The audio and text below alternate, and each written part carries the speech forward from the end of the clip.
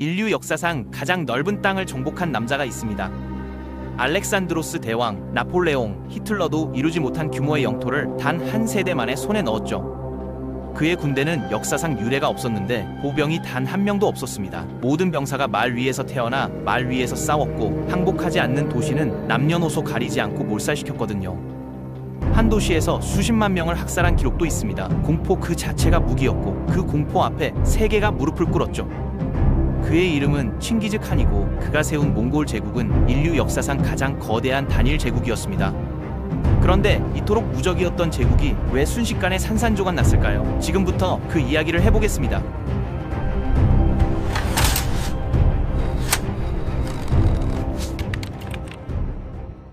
몽골 초원은 인간이 살기에 정말 혹독한 곳이었어요. 겨울에는 영하 40도까지 떨어지고 여름에도 밤이면 추위가 몰아치는데 농사를 지을 땅도 거의 없었죠.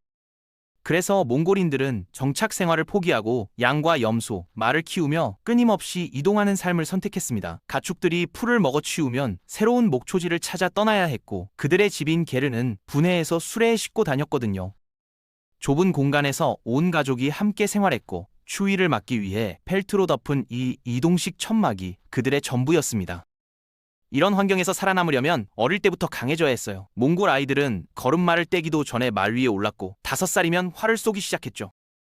말은 단순한 이동수단이 아니라 생존 그 자체였는데 몽골 말은 키가 작고 못생겼지만 지구력이 엄청났거든요. 하루에 100km 이상을 달릴 수 있었고 겨울에는 눈 속에서 풀을 파헤쳐 스스로 먹이를 찾았습니다. 족장의 부와 권력은 금이나 은이 아니라 말의 숫자로 측정됐어요. 하지만 초원의 삶은 평화롭지 않았습니다. 부족들 사이에 끊임없이 전쟁이 벌어졌고 도적대가 가축을 훔치거나 여자들을 납치하는 일도 비일비재했어요. 타타르족 같은 다른 유목민들도 몽골인들을 공격했고 살아남으려면 싸울 줄 알아야 했죠. 중국의 왕조들은 이런 상황을 교묘하게 이용했는데 몽골 부족들이 서로 싸우도록 금과 비단을 뿌려가며 이간질을 했거든요. 분열된 유목민들은 영원히 변방의 야만인으로 남을 것처럼 보였습니다. 그런데 1162년 한 아이가 태어나면서 모든 게 바뀌기 시작해요. 태무진이라는 이름의 이 아이는 9살에 아버지가 독살당하고 부족에게 버림받았습니다.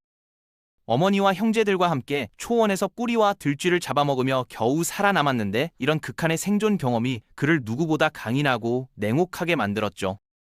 성인이 된 태무진은 하나씩 적들을 제거하고 동맹을 넓혀갔어요. 그리고 1206년 마침내 모든 몽골 부족을 통일하고 칭기즈칸이라는 칭호를 받습니다. 위대한 지배자라는 뜻이었죠.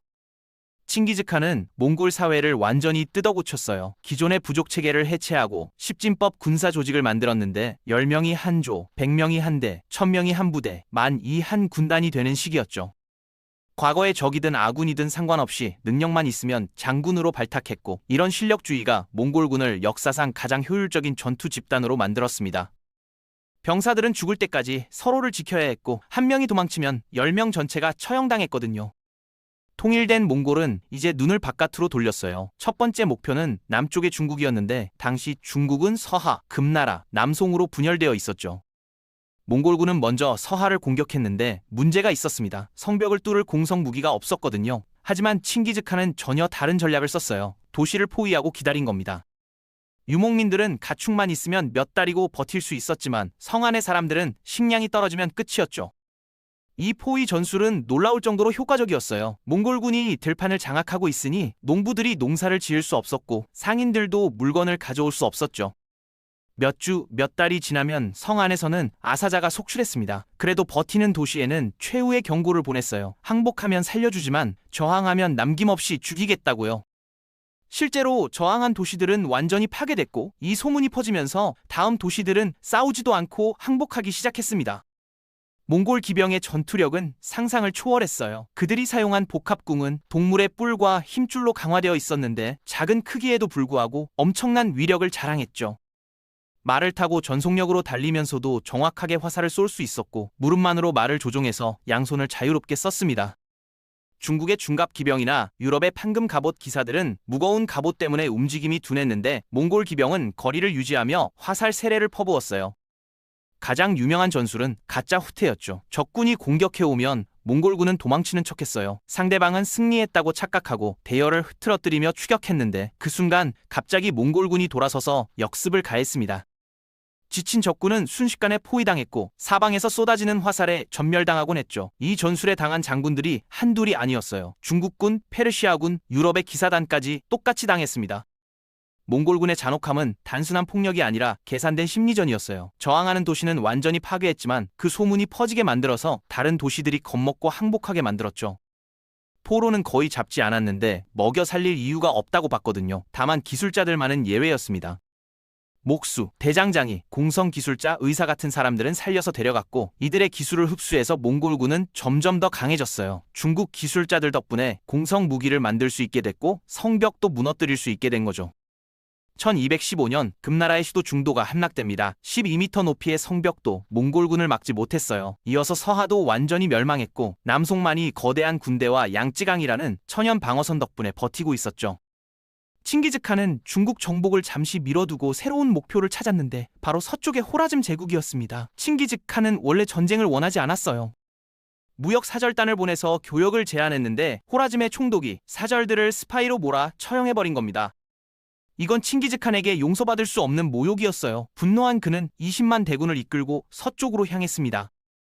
호라즘 제국은 페르시아와 중앙아시아를 지배하는 강대국이었고 40만 대군을 보유하고 있었죠. 하지만 칭기즈칸에겐 상대가 되지 않았어요. 몽골군은 사마르칸트, 부하라 같은 대도시들을 차례로 함락시켰고 저항한 도시들은 철저하게 파괴했습니다.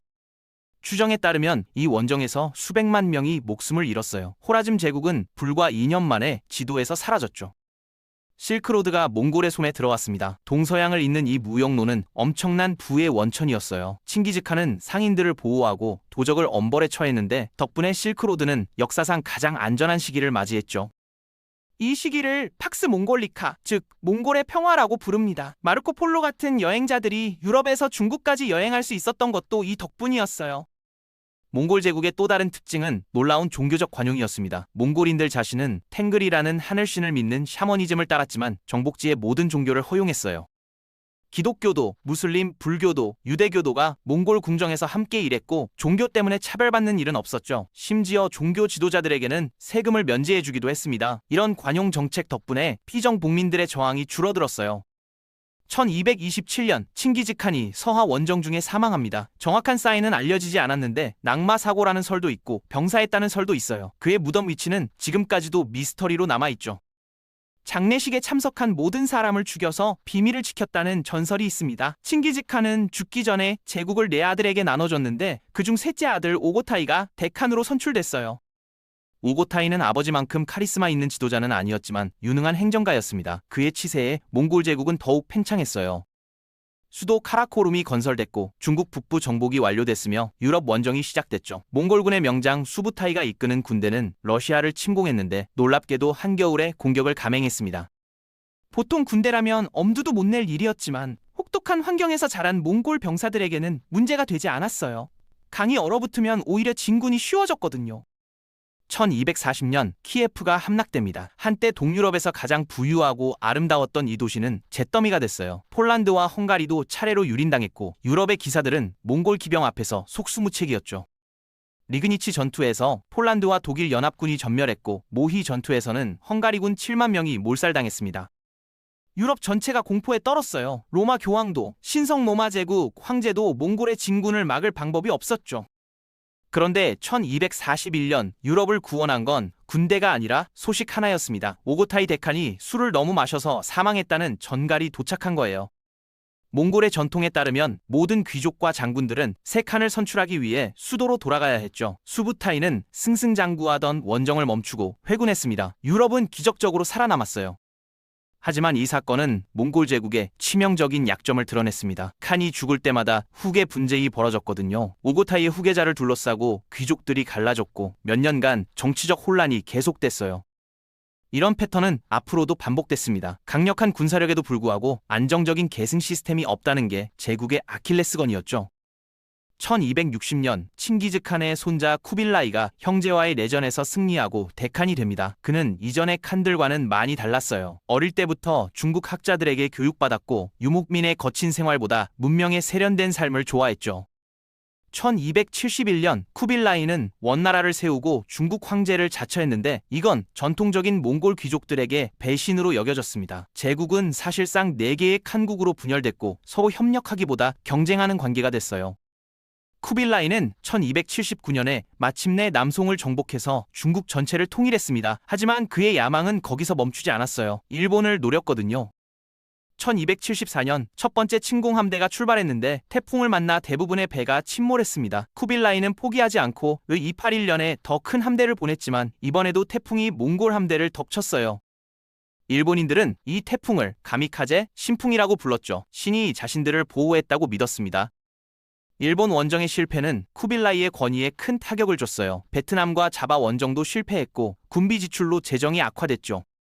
중국인들은 몽골 지배층을 외래 침략자로 여겼고 차별 정책에 불만이 쌓여갔습니다. 원나라는 중국인을 4등급으로 나눠서 차별했는데 몽골인이 최상위, 중국인이 최하위였거든요. 이런 정책은 결국 반란의 씨앗이 됐어요.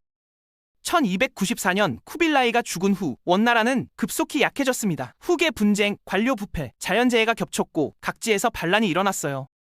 1351년 홍건적의 난이 시작됐고 그 중에서 두각을 나타낸 주원장이라는 농민 출신 지도자가 있었죠. 그는 1368년에 원나라를 무너뜨리고 명나라를 세웠습니다. 몽골인들은 초원으로 쫓겨났어요.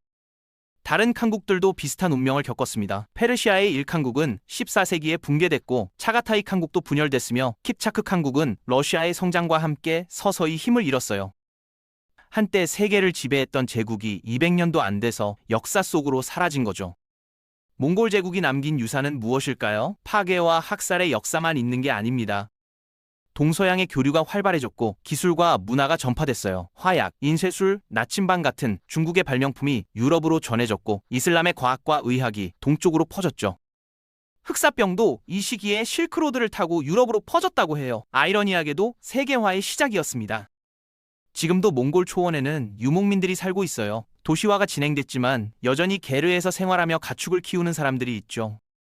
그들의 이야기에는 칭기즈칸의 전설이 살아있습니다. 하늘을 화살로 뒤덮고 말발굽 소리로 대지를 울렸던 조상들의 이야기를요.